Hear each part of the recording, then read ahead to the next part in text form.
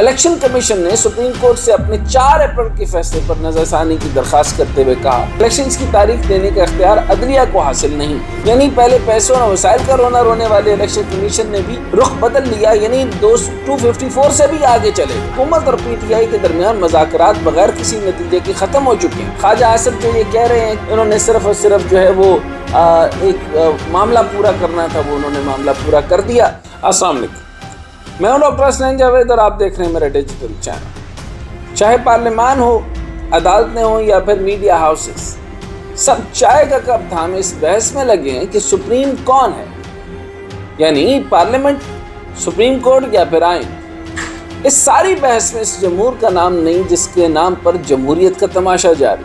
لیکن آج کی بڑی خبر تو یہ ہے کہ آپ کے اپنے پیارے وزیر اعظم شہباز شریف خصوصی طیارے میں اپنے وقت کے ہمراہ برطانیہ کے شاہ چارلس کی تاج پوشی کی شاہی تقریب میں شرکت کے لیے روانہ ہو چکی۔ ظاہر ہے باؤ جی سے بھی ملاقاتیں ہوں گی، لیکن اہم کام تاج پوشی کی تقریب میں حاضری لگوانا ہے۔ تاج برطانیہ آج بھی کتنا طاقتور ہے آپ خود اندازہ لگا سکتے ہیں۔ اب آتے ہیں ملکی سیاست کی طرف، تو الیکشن کمیشن نے پنجاب اور خیبر پختونخوا میں الیکشن کی تاریخوں پر نظر ثانی درخواست دائر کر دی۔ الیکشن کمیشن نے سپریم کورٹ سے اپنے 4 اپریل کے فیصلے پر نظر ثانی کی درخواست کرتے ہوئے کہا کہ الیکشنز کی تاریخ دینے کا اختیار عدلیہ کو حاصل نہیں۔ آئین بنانے والوں نے عدلیہ کو یہ حق نہیں دیا کہ وہ انتخابات کے لیے تاریخ دیں، یعنی پہلے پیسوں اور وسائل کا رونا رونے والے الیکشن کمیشن نے بھی رخ بدل لیا، یعنی 254 سے بھی آگے چلے گئے۔ یعنی کتنی ترامیم، کتنی امینڈمنٹس، کتنے کانسٹیٹیوشن یعنی وائلیشن آف کانسٹیٹیوشن کا بھی باب کرنے جا رہے ہیں۔ دوسرا، حکومت اور پی ٹی آئی کے درمیان مذاکرات بغیر کسی نتیجے کے ختم ہو چکے ہیں۔ یہی بات میں نے آپ کو بہت پہلے بتائی تھی، اور اس بات پہ جو ہے وہ آپ مانتے نہیں تھے، جس کے اوپر بعض اوقات فارسی میں کہا جاتا ہے کہ نشستم گفتم برخاستم۔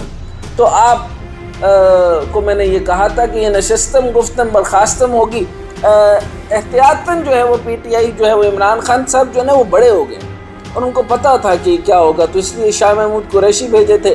فواد چودھری جو ہم بالکل ان کو نااہل آدمی سمجھتے ہیں، اسی طریقے سے جو ہے انہوں نے جو ہے بیرسٹر علی ظفر صاحب سمجھدار آدمی ہیں، تاکہ وہ خان صاحب کو اثر رپورٹ کریں، تو انہوں نے مینلی ایک ہی آدمی بھیجا جو علی ظفر صاحب ہیں، جو کہ بتا دیں گے کہ بھائی یہ قانون کے مطابق کچھ چاہتے ہیں یا نہیں چاہتے۔ آف کورس ان کو پتا تھا کہ نشستم برخاستم نشستم گفتم برخاستم ہوگا، اور برخاست ہو گیا۔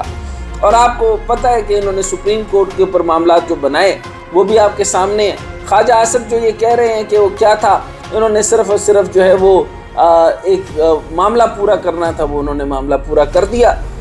چاروں کی سٹیٹمنٹس یہ آ چکی تھی کہ کسی بھی صورت اس سال تو الیکشن نہیں ہونے والے، اور ہم بجٹ دے کر جائیں گے، اور اس کی ریزن میں آپ کو بتا چکا۔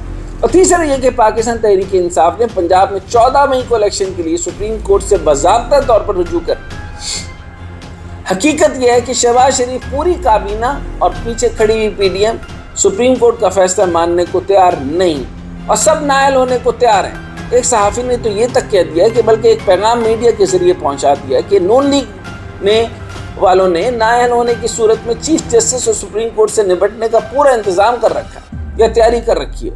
اب یہ انتظام کیا ہوگا یہ تو پتہ نہیں، لیکن ایک انتظام نون لیگ نے مرضی میں بھی کیا ہے۔ جب شہباز شریف کی توہین عدالت کی درخواست زیر سماعت تھی، پھر نہ عدالت لگی نہ کارروائی ہوئی، بلکہ چیف جسٹس کو بھی گھر بھیجا گیا، اور قوم آج تک وہ سب کچھ نہیں بھولی۔ یعنی نون لیگ نے جو اس وقت تیاری کی تھی سب کو یاد ہے۔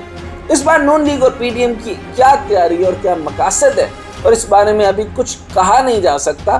لیکن خواجہ آصف جس طرح ججز کو ان کی تنخواہیں، مراد، پینشنز، گاڑیاں، نوکر چاکر گنوا رہے ہیں اور معافی بھی طلب کر رہے ہیں، لگتا ہے کچھ نہ کچھ تو کرنے جا رہے ہیں۔ گزشتہ روز خواجہ آصف نے پارلیمنٹ میں کھڑے ہو کر کہا تھا کہ ہماری تنخواہیں 1,61,000 ہے۔ یہ بات تو صحیح ہے کہ پارلیمان کے اندر جو تنخواہوں کے لیے تو آف کورس کوئی نہیں آتا، تو یہ ہونا بھی ایسے چاہیے کہ ریسٹوکریٹک سسٹم جب چلا رہے ہیں تو یہ سارے کے سارے اپنے علاقے کے پارڈے ہوتے ہیں، تو پارڈوں کو تنخواہ نہیں لینا چاہیے نا، ملک کی خدمت کریں آ کر، اور اگر تنخواہ لینی ہے تو 1,61,000 جو ہے اس کے اوپر گزارا کریں، اور واقعی true representative of the nation, true representative of the علاقہ، true representative of the U C, true representative of آپ کا جو کانسٹیٹوئنسی ہے وہ بننے کی کوشش کریں۔ اور آف کورس پھر یہ طے کرنا پڑے گا کہ یہ لینڈ کروزر اور اس کو 10-10 करोड़ का खर्चा और फिर पूरे के पूरे इलाके के ऊपर ये जो खर्चा जात हो रहे हैं, आप 1,61,000 के लिए तो नहीं आ रहे। दो नंबर मिलते हैं आपको सरकारी। इसी तरीके से आपका जो पार्लियामेंट लॉजेस हैं, यकीन करें इंसानों के रहने की जगह नहीं रही, और इतने गंदे हैं पार्लियामेंट लॉजेस कि आप देख नहीं सकते। तो जाहिर सी बात है कोई तगड़ा आदमी तो वहाँ पर थोड़ा सा भी बेहतर आदमी होगा, वो बाहर किसी अच्छी जगह घर ले लेगा ना। प्राइम मिनिस्टर ये पार्लियामेंट लॉजेस हैं रहने की जगह, ना मिनिस्टर लॉजेस या मिनिस्टर इंक्लेव कोई रहने की जगह। आप उनके अंदरूनी हालात देख लें तो बेड़ा खरक हो, कोई इंसान रह ही नहीं सकता। बहरहाल मैं इससे आगे बात नहीं करना चाहता। ज़रा इनसे पूछिए कि इनकी तनख्वाह क्या है, पेंशन भी, ताहयात, मुहाफ़िज़ भी, गाड़ियाँ भी, प्लॉट भी। कहा कि अपनी माजी की गलतियों पर हम सब से माफ़ी मांगते हैं और इन्हें भी माफ़ी मांगने देंगे। अब सिर्फ चीफ जस्टिस पर प्रेशर डालने के लिए बयानात दिए जा रहे हैं।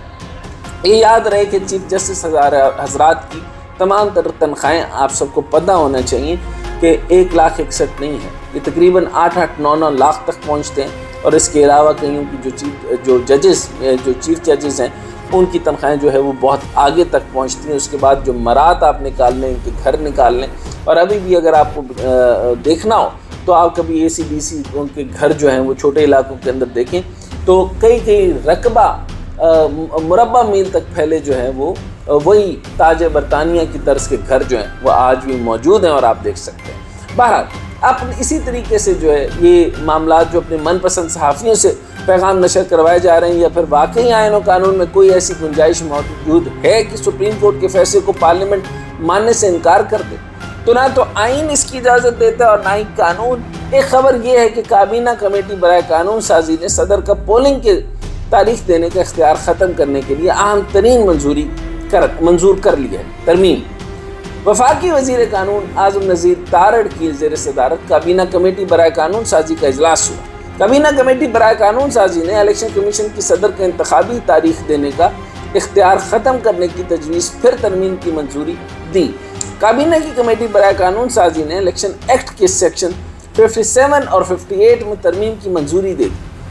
अब एक नया सवाल खड़ा हो जाएगा कि क्या हुकूमत 2/3 अक्सरियत के बगैर इस बिल को मंजूर करवा सकती है? मेरे मुताबिक तो नहीं, लेकिन सुनते।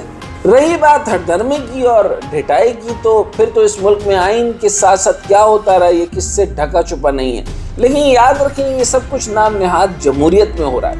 जमहूरियत इस वक्त तकरीबन हज़ारों किताबें ऐसी आ चुकी हैं जिसके अंदर how democracy and how democracy die. तो वो पागल लोग नहीं है जो ये लिख रहे हैं। आपकी जमहूरियत की खेल तमाशे आप देख लें। और इसके साथ में जमहूरियत में माजरत के साथ ये टॉपिक मेरा नहीं था, लेकिन मैं आपको जमहूरियत बताना चाह रहा हूँ कि मोहसिन नकवी साहब IG साहब के साथ पहुँचते हैं, चौधरी शुजात साहब के पास माजरत करते हैं और बताते हैं कि हम जो है वो उम्रे की अदायगी के लिए गए हुए थे और हमें जैसे ही पता चला हम माजरत के लिए आपके पास तशरीफ़ ले आए हैं और ये हैं मामलात। और उधर परवेज़ इलाही साहब कह रहे हैं जो कुछ कीता है ने मोहसिन नकवी ने कीता है, आस्तीन दा सप निकले है जो कुछ भी है।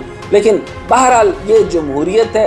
एक भाई के साथ इज़हार यकजहती है, दूसरे के साथ मामला कुछ और है। मामला कहाँ जा रहे हैं? आपकी जमहूरियत है, मजाक है, खेल तमाशा है। ये इंतकाम है।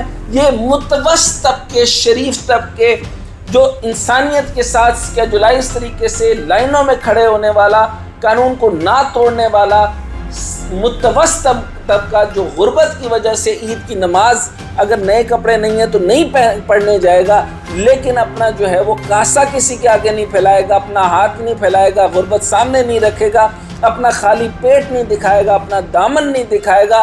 ये इन लोगों के लिए जमहूरियत थी। आपका मिडिल क्लास तबका जो 80% पे था ये तबाह बर्बाद कर दिया गया है। देखिए ना इज्जत किसी अमीर की है ना बहुत गरीब की है। बहुत गरीब जो है वो सब कुछ करके डाका, चोरी, गलत काम, 2 नंबरी सब कुछ कर लेता है। आपका मिडिल क्लास तबाह हो गया, वो मुतवस्सित तबका तबाह हो गया। वो लोग जो अपने पेट के ऊपर से कपड़ा नहीं उतारते थे वो तबाह हो रहे हैं। ये इंतकाम सिर्फ उनसे लिया जा रहा है। ये है आपकी जमहूरियत। और फिर आप मुझसे सवाल ये ना कीजिएगा हाउ डेमोक्रेसी एंड